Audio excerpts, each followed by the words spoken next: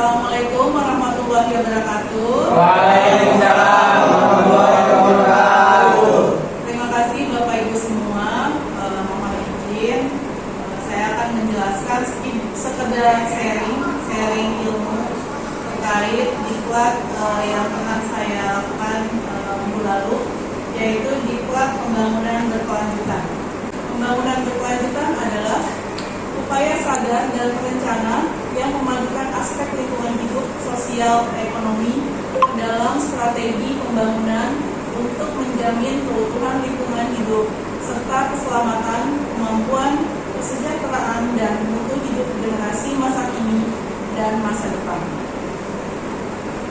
Aspek keberlanjutannya, jadi pembangunan berkelanjutan itu tidak hanya pembangunan yang bersifat fisik ya, misalnya jalan, bangunan, tapi memikirkan juga aspek-aspek keberlanjutan seperti lingkungan hidup yang utama, kemudian ekonomi dan sosial untuk menjamin keutuhan lingkungan hidup serta keselamatan, kemampuan, kesejahteraan dan mutu hidup generasi masa kini dan masa depan.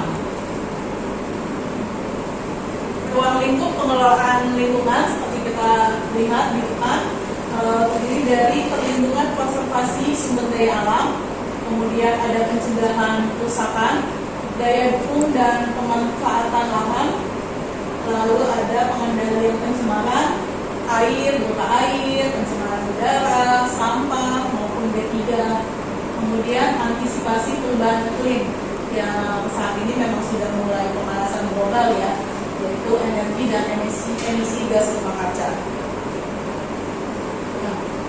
Tujuan pembangunan berkelanjutan ini awalnya itu terjadi karena sampai saat ini gitu ya, perbedaannya terasa gitu dibanding yang tahun-tahun sebelumnya yang masih hijau, kemudian udaranya masih sejuk gitu ya. Sekarang kan terasa ya udaranya sudah tidak baik, kemudian air terkontaminasi, air kali, air sungai kita lihat ya sudah mulai hitam, kemudian terjadi penurunan muka tanah gitu. Jadi akhirnya seluruh dunia membuat kesepakatan itu membuat tujuan pembangunan berkelanjutan atau Sustainable Development Goal untuk tahun 2030. Jadi membuat apa sih capaian yang akan kita lakukan demi hidup indah dan hidup sejuk asri gitu ya. Ini kayaknya kan kalau dari 17 poin ini, tanpa kemiskinan, tanpa kelaparan, kehidupan yang sehat itu dan sebagainya, merupakan wujud hidup yang indah ya, yang ingin kita harapkan gitu ya. Dan diharapkan dari semua negara itu dapat tercapai di tahun 2030. Ya, seperti kita ketahui, pencemaran saat ini terdiri dari sampah dan limbah B3 berupa sampah domestik dan limbah B3 industri. Kemudian ada pencemaran udara dari emisi kendaraan dan emisi industri. Lalu pencemaran air berupa limbah cair industri dan limbah cair domestik. Pengertian sampah dan limbah B3. Jadi sampah adalah sisa kegiatan sehari-hari manusia pada proses alam yang berbentuk padat. Sedangkan limbah B3 pengertiannya adalah bahan baku yang berbahaya dan beracun yang tidak digunakan lagi karena rusak, sisa kemasan, tumpahan, sisa proses, dan oli bekas kapal yang memerlukan penanganan dan pengolahan khusus. Biasa dizonasi sambil membersihkan wilayah. Jadi udah paham berarti ya, udah paham pemilahan sampah yang sesungguhnya. Jadi pemilahan sampah ini memudahkan pembuangan dan pengolahan kembali. Kemudian melakukan memisahkan pembuangan sampah organik, non-organik dan B3. Lalu membuat sampah menjadi ramah lingkungan. Kita di Kelurahan Koja sampah menara. Oh ini siapa nih? Ada Zuna tuh. Ada Zuna.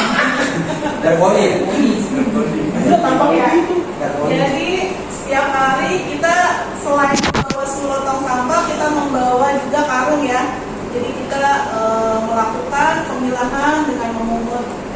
sampah plastik, botol plastik yang ada. Kemudian kita lakukan penimbangan. Lalu beruntungnya kita juga punya alat pengopresan ya, supres ya, CSR dari Pertamina kalau nggak salah. Jadi kita lebih memudahkan gitu.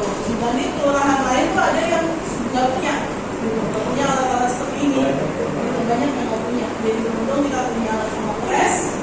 Kemudian kita rutin setiap siang ya melakukan pengelupasan gitu untuk membuat botol plastik ini menjadi lebih bernilai.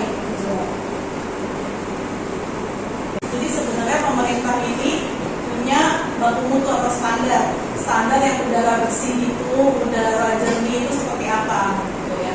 Mungkin saat ini dikarenakan kemarau panjang itu salah satu faktor yang membuat emisi semakin meningkat gitu ya, dan kendaraan juga, kemudian industri yang menyebabkan pencemaran udara semakin meningkat. Jadi kalau kita lihat tarik gambar, ini bumi, di bawah ini bumi, di atas itu ada batasan atau penebalan atmosfer yang diakibatkan oleh industri, kemudian oleh gas buang transportasi kendaraan, kemudian dari airspace salah satunya bisa juga, lalu pembakaran sampah, dan itu saat ini sekarang kegiatan pembakaran sampah itu sudah tidak bisa dilakukan karena ada ketentuan dari Kementerian Lingkungan Hidup. Jadi itu menyebabkan terjadinya pencemaran udara. Dengan adanya penebalan di atas menyebabkan yang harusnya zat karbon itu ke atas gitu, keluar ke bumi, malah jadinya kembali lagi seperti gambar ini ya. Dia kembali lagi ke bawah. Lalu matahari pun yang tadinya harusnya ke bumi ada yang tidak menyinari gitu, akibat dari penebalan di atmosfer udara. Pencemaran air, seperti kita tahu pencemaran air juga sudah semakin meningkat. Seperti air kali yang tadinya awalnya mungkin waktu kita kecil tuh jernih banget, sekarang malah jadinya hitam ya, hitam dan bau gitu. Tingkat pencemaran air menurut Provinsi DKI Jakarta tahun 2015 yaitu untuk sungai sesuai baku mutunya itu hanya 1% yang baik gitu, yang bisa dianggapnya bisa diminum lah gitu ya, bersih gitu ya, maksudnya hanya 1%. Sedangkan situ atau danau sekitar 4% yang sesuai baku mutu yang dinyatakan air bersih. Lalu sumurnya masih cukup tinggi, itu sekitar 42%. Namun jika kita pakai sumur ini seperti istilahnya air tanah ya, kalau kita pakai air tanah terus-terusan itu akan menyebabkan permukaan muka tanah itu menjadi turun. Itu yang menyebabkan kita untuk wilayah utara khususnya menjadi semakin ke bawah ya, turun ya. Ini ada yang tahu di mana? Ada yang tahu kan? Di mana Pak? Hah? Ya, jaringan yang tadinya ini daratan semua nih. Ini tadi daratan, jadi pemukiman. Akhirnya sekarang dikarenakan adanya penurunan muka tanah menjadi lautan ya, jadi banjir gitu kan. Yang tadinya itu ada pemukiman di situ, berarti kan ada sebagian wilayah kita yang utamanya di utara Jakarta terkikis gitu, terkikis. Akhirnya sekarang pun di daerah penjaringan itu dibuat tanggul ya, supaya untuk menekan abrasi ya, istilahnya abrasi, jadi daratannya terkikis gitu, hilang. Ini masih ada yang pakai sumur? Ya sumur? Ada siapa? Siapa?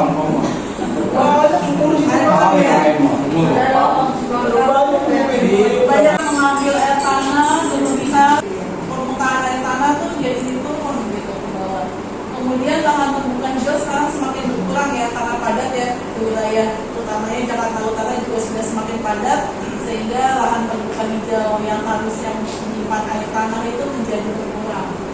Kemudian gedung bertingkat dan bangunan yang semakin padat.